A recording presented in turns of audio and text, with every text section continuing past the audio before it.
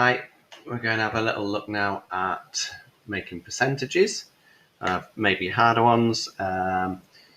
We've had a little look before at 50% being a half of a whole amount, so you can just halve it, divide by 2. Looking at 10%, which is a tenth, so dividing by 10, which ends up moving the digits one place to the right, or 1%, which is 1/100th of the whole amount, in which case you move it 2 places to the right.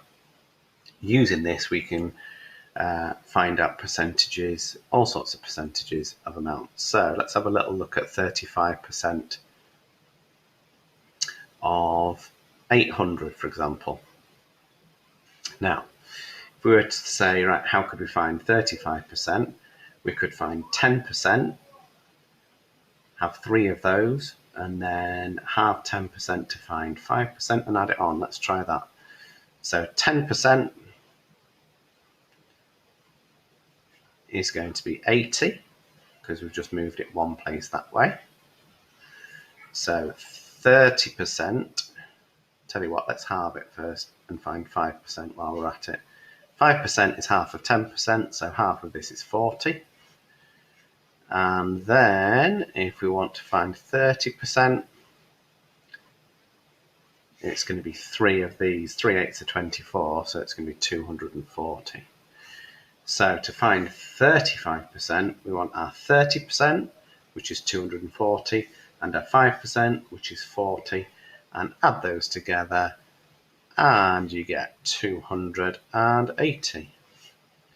Now, 35% is less than 50%, isn't it? 50% of this would be 400, so that seems reasonable. Let's try it another way, just to prove that we can find it in different ways. So 10%, as we found out already, was 80, moving it one place that way. And the other thing I thought of was we could find 25%, and 25% is half 50%, so it's a quarter.